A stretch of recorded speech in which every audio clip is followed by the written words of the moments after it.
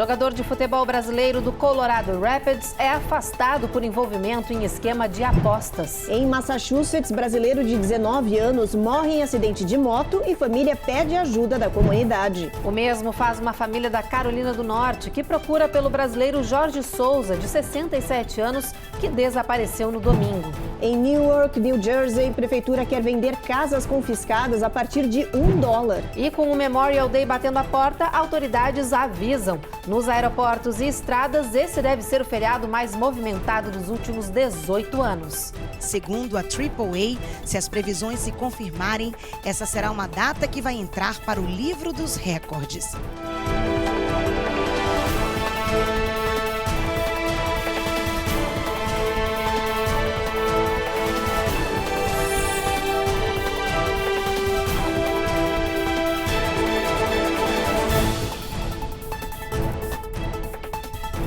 Olá, boa noite. Muito boa noite. Os crimes de esquemas de apostas de jogos de futebol no Brasil são o escândalo do momento, que ganha agora um novo capítulo aqui nos Estados Unidos, envolvendo um jogador brasileiro. O atleta Max Alves, do Colorado Rapids, foi afastado do time por suspeita de envolvimento em um massivo esquema de manipulação de resultados que agora está sendo investigado, como nos mostra a repórter Eloá Orazen.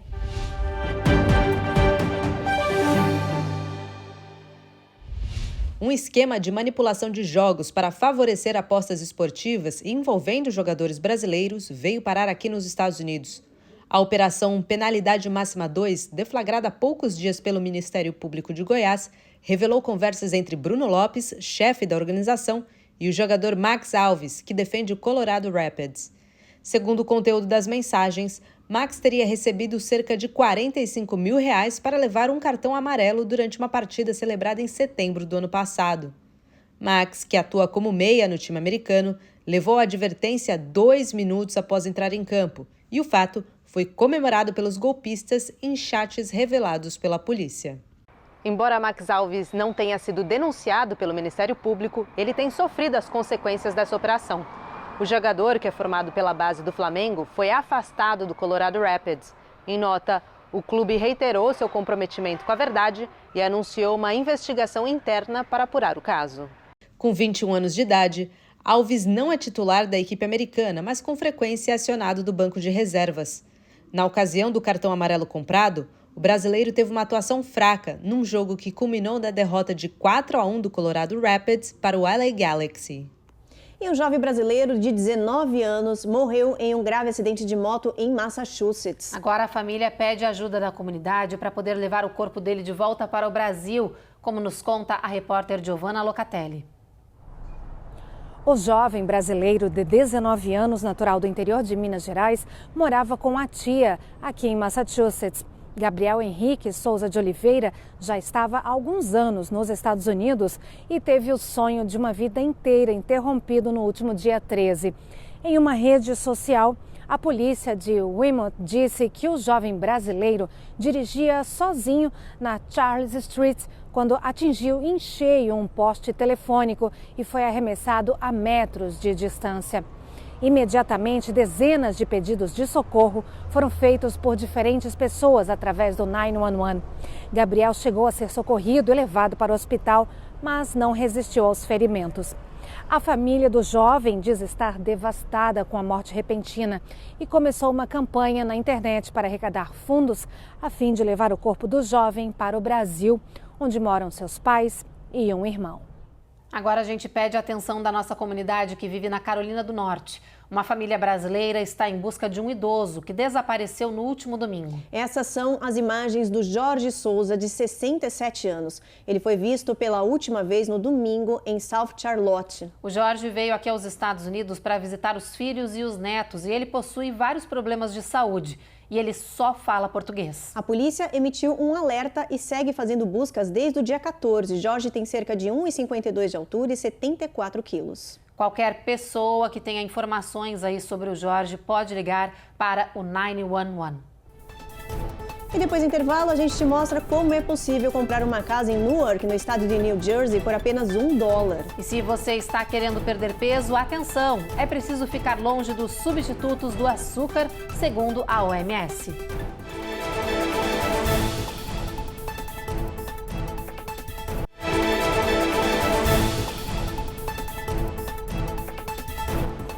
As autoridades da Flórida estão investigando como um grupo de imigrantes foi parar em uma praia do estado após uma travessia ilegal pelo mar. O caso aconteceu na segunda-feira, mas só agora as imagens foram reveladas. Elas mostram agentes de imigração prendendo um grupo de cerca de 20 imigrantes em Sunny Island, no condado de Miami-Dade. A patrulha de fronteira disse que ainda investiga como essas pessoas chegaram até a costa. Olha, até agora nenhuma embarcação foi encontrada. As autoridades do estado trabalham para combater o tráfico de pessoas pelo mar, que tem se tornado cada vez mais comum.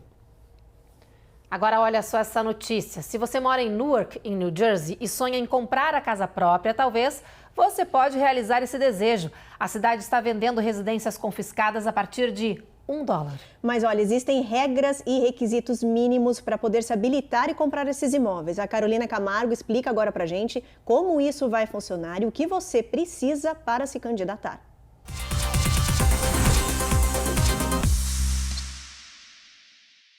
São casas de 1, 2 ou 3 quartos, imóveis simples que os proprietários perderam o direito por falta de pagamento de impostos, contas ou outras dívidas públicas. A prefeitura confiscou essas propriedades e agora está vendendo apenas à população, para evitar que grandes construtoras ou investidores transformem a região.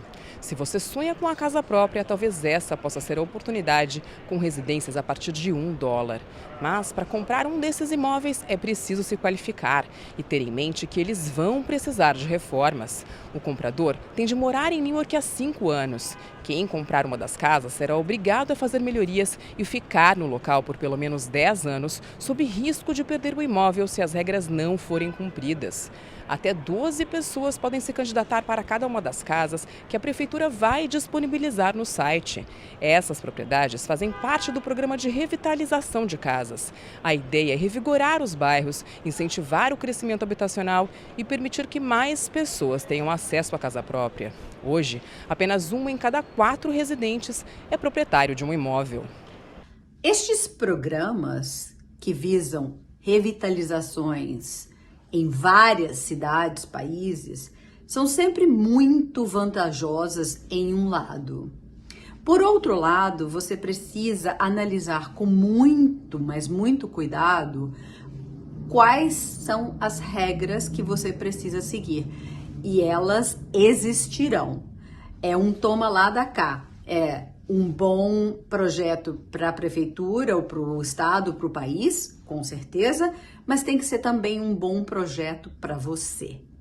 Se encaixa na sua capacidade financeira? Se encaixa na sua capacidade emocional? Se você está tentando perder peso, a Organização Mundial de Saúde tem um recado surpreendente. Fique longe dos substitutos do açúcar. Segundo os especialistas da OMS, é errada a informação de que os adoçantes devem ser usados para o controle de peso. Não confie em substitutos do açúcar, diz a OMS. Isso inclui os extratos naturais, como estévia, e variedades sintéticas. O alerta vem depois de uma revisão de centenas de estudos sobre o assunto, que concluiu que os adoçantes sem açúcar não ajudam no controle de peso a longo prazo. A revisão também indicou possíveis efeitos, como um risco aumentado de diabetes tipo 2 e doenças cardiovasculares com o uso de longo prazo de substitutos do açúcar. Oficiais da agência pedem que todas as pessoas, de crianças a adultos, exceto aquelas que têm diabetes pré-existente, que encontrem outra maneira de reduzir excesso de açúcar, como consumir alimentos com açúcar natural, como as frutas. Não é porque a OMS emitiu essa recomendação que as pessoas devem começar a substituir o adoçante por açúcar. Não é isso. O que a OMS está tentando fazer com esse documento também é conscientizar as pessoas de ter uma alimentação mais saudável como um todo. E que não basta você substituir produtos superindustrializados e processados, cheios de açúcar, e substituir eles pelos mesmos produtos ultraprocessados e cheios de conservantes e corantes que tenham adoçantes adicionados. Que a gente tem que mudar o perfil alimentar, ter uma vida mais saudável, uma alimentação mais saudável. Depois do intervalo, entenda como o teto de gastos pode afetar as famílias que vivem aqui nos Estados Unidos. E tem os detalhes de um atentado que aconteceu no Novo México, provocado por um garoto de 18 anos.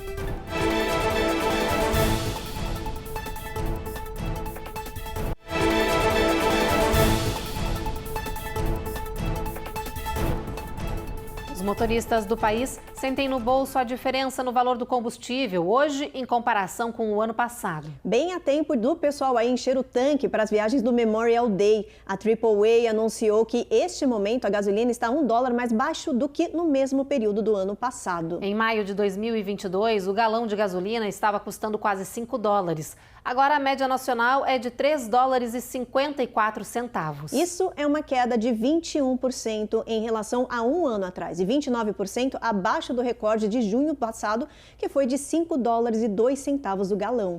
Analistas dizem que é o medo da recessão que mantém os preços do petróleo mais baixos e, com isso, tem aí as gasolinas mais baratas nas bombas. E olha, os Estados Unidos viraram uma bomba relógio com data definida para um possível catástrofe no dia 1º de junho. Vence o prazo para renovar o teto da dívida americana. Significa que, se o Congresso não aprovar o aumento do limite, o governo não vai conseguir quitar suas dívidas. O país pode decretar calote financeiro, entrar na inadimplência e afetar economicamente o mundo inteiro. Aqui no território norte-americano, vários setores públicos vão parar de funcionar por falta de pagamentos. E, claro, isso também vai afetar o bolso do consumidor comum. A gente te explica como. Economicamente, o tempo está se esgotando para os Estados Unidos. Nesta quarta-feira, o governo federal e o Congresso vão tentar negociar um novo acordo para o aumento do teto da dívida americana, que é a quantia de dinheiro que a Casa Branca pode pegar emprestada para cumprir suas obrigações financeiras. Enquanto o Executivo e o Legislativo não chegam a um acordo, as reservas do país estão se esgotando e devem acabar no dia 1º de junho, segundo o Departamento Americano de Tesouro. Sem dinheiro, o governo pode decretar calote financeiro e entrar automaticamente em inadimplência pela primeira vez na história. Isso significa que militares, aposentados, a Guarda Nacional, patrulha de fronteira, policiais e muito mais não vão receber salários e, com isso, devem cruzar os braços. A população também vai sofrer. Não haverá dinheiro, por exemplo, para consultas e exames do plano de saúde Medicare, que atende mais de 75 milhões de pessoas. Não haverá também cheques mensais da Previdência Social para 60 milhões de pessoas. Programas sociais de alimentação vão paralisar para famílias carentes. Isso significa que 38 milhões de pessoas vão ficar sem cupons ou SNAP, que é o Vale Alimentação americano. No cenário externo, sem o pagamento dos títulos da dívida pública, os Estados Unidos vão perder a posição de liderança global. A nota de crédito do país vai despencar e, com isso, haverá fuga de investidores. Resultado, isso pode empurrar o país para uma recessão e, novamente, a população vai sofrer. Hora do nosso giro de notícias. Entre os destaques de hoje está um roubo em massa numa loja de conveniência de Washington, D.C. E olha, uma cena assustadora no jogo de beisebol na Flórida também. Um redemoinho de vento e areia atingiu em cheio o menino durante um jogo. A partida acontecia em um campo de beisebol de Jacksonville, quando de repente apareceu uma intensa formação de vento e areia que paralisou o jogo. O redemoinho pegou em cheio um menino de 7 anos. Bauer Zoya ficou atordoado e entrou em pânico até que o treinador saiu correndo e resgatou o menino no meio do fenômeno. Pouco depois, o redemoinho desapareceu no ar. O menino lavou o rosto e voltou para o jogo. As câmeras de segurança desta loja de conveniência em Washington, D.C. registraram o momento em que mais de 40 pessoas invadiram ao mesmo tempo o local e roubaram bebidas, doces e comidas. O funcionário disse que não teve reação, apenas assistiu aterrorizado o flash mob acontecer. A polícia informou que ataques em massa desse tipo estão se tornando cada vez mais comuns no país e são difíceis de serem detidos ou identificados. Em Farmington, no Novo México, um tiroteio em massa resultou na morte de 3 pessoas e deixou outras 9 feridas, incluindo 2 policiais. As autoridades informaram que um rapaz de 18 anos saiu atirando aleatoriamente contra pessoas, casas e carros de uma comunidade. A polícia foi acionada, houve troca de tiros e o rapaz foi morto. Ele tinha 3 armas de fogo. A identidade ainda não foi revelada. A polícia está investigando a motivação do crime. Desde o início do ano até agora, já foram registrados 220 tiroteios em massa no país. Depois do intervalo, a gente mostra como uma jovem conseguiu escapar do ataque de um tubarão brigando com ele na Flórida. E tem alerta sobre a expectativa para o feriado do Memorial Day, que chega em menos de 2 semanas e deve ser o mais movimentado dos últimos 18 anos.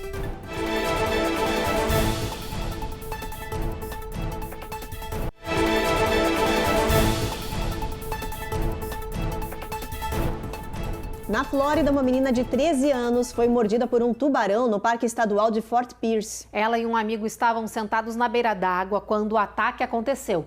Corajosa, a garota entrou em luta corporal com o animal e conseguiu escapar com poucos ferimentos. Menos de 24 horas depois do susto, a adolescente Ila Reed, de 13 anos, voltou ao seu lugar favorito, a praia. Foi aqui que um tubarão de 4 pés a atacou, mordendo com força a lateral da barriga. Nós realmente não esperávamos, mas já pensamos que eventualmente isso aconteceria, conta a sobrevivente. Ila e um amigo estavam sentados com água até a cintura no Parque Estadual de Fort Pierce quando tudo aconteceu.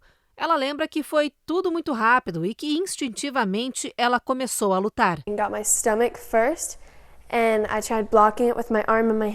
Depois de socar o animal, que acabou fugindo, assustada, Ila foi para casa. A mãe até achou que tudo era uma pegadinha. Ila foi levada para o hospital, tratada e liberada em seguida. Para ela, o mar é como uma extensão da sua casa e ela não se imagina longe dele, mesmo depois desse tremendo susto. Agora a gente fala do tempo. O Centro Nacional de Furacões anunciou que iniciou suas atualizações diárias para as tempestades. Esse período crítico começa oficialmente no dia 1º de junho, mas o monitoramento diário já está ativo pela possibilidade de a temporada começar a dar as caras mais cedo. Mas por enquanto tá tudo tranquilo, gente. Não há sinais de tempestade à vista nem no Atlântico ou no Golfo ou o Mar do Caribe. Para este ano, estão previstas 14 tempestades nomeadas, incluindo 10 furacões. Temporada de tempestade está chegando. Todo mundo atento. Se prepara. Na região da Flórida vai chover bastante, vai ter bastante tempestade, então... Pela previsão aí, é bom ficar bem atento, né, Evelyn? Vamos falando em previsão, gente, para o nosso mapa aqui no telão. Vamos lá, Ruth? Vamos. Olha só, amanhã previsão de tempo encoberto em Boston e em New York, mas o sol brilha bastante em Washington. Em Norfolk, Charlotte, tempo encoberto. Em Atlanta vai ter tempestade ao longo do dia, máxima de 82. Tempestade também em Jacksonville e na região de Miami, onde nessas regiões a máxima atinge 90 graus. Essa tempestade toda continua em New Orleans e em parte do Texas. Olha só, Houston, tempestade prevista. Pois é, mas olha, Santo Antônio aí já começa a brilhar um pouquinho do sol, mesmo meio com tempo encoberto, máxima de 89. Tempestade novamente em El Paso, bastante calor, apesar disso, 91 graus de máxima. Albuquerque, chuva também, mínima de 58, máxima de 80. O sol brilha em Phoenix, no Arizona, como sempre, 91 graus de máxima. Las Vegas, tempo encoberto, máxima de 97, Evelyn, bastante calor nessa região aí, hein? E na costa aí da Califórnia, São Francisco, tempo encoberto, Los Angeles também, São Francisco, máxima de 63, mínima de 54. Las Vegas com a primeira temperatura próxima dos 100 graus do ano. Olha o que vem pela frente. Eu ia falar isso agora, se prepara do que vem pela frente, muito calor. Exatamente. Agora a gente fala do Memorial Day, que chega em menos de 2 semanas. A expectativa é que esse seja o feriado mais movimentado dos últimos 18 anos. A previsão é de quase 40 milhões de pessoas viajando de avião e de carro no final de semana prolongado do dia 29 de maio, um recorde. A reportagem é da Cone Rocha. As apostas estão altas para este feriado do Memorial Day. Segundo a AAA, se as previsões se confirmarem, essa será uma data que vai entrar para o livro dos recordes. A expectativa é que 42 milhões de pessoas viajem 80 quilômetros ou mais no final de semana prolongado do feriado. 3,4 milhões de pessoas devem viajar de avião, um aumento de 11% em relação a 2022. Isso significa longas filas nos aeroportos e muita paciência. Os destinos mais populares serão Las Vegas, Atlanta, Dallas e Orlando. A boa notícia é que as viagens domésticas estão mais baratas, se comparado com o feriado do ano passado. Os preços caíram 6%, algo em torno de $100. Já quem pretende dirigir no feriadão, é bom evitar os horários de rush. A AAA projeta que 37 milhões de pessoas vão pegar as estradas no Memorial Day, um aumento de 6% em relação a 2022. E para quem está pensando na gasolina, os preços reduziram na semana passada. O galão está em média $3,53. Os valores mais baixos do combustível devem incentivar o alto número de viagens no país. Olha, vai ser um feriado bem movimentado, né? Quem for viajar vai ter que se programar antes. Bastante. E é com essa notícia e esse alerta que a gente encerra, então, o Jornal Américas no ar. A gente espera vocês de novo amanhã, às 7h30 da noite. Você fica agora com mais um episódio da 6ª temporada da série Reis. Boa noite. Boa noite, gente. Até amanhã. Até amanhã.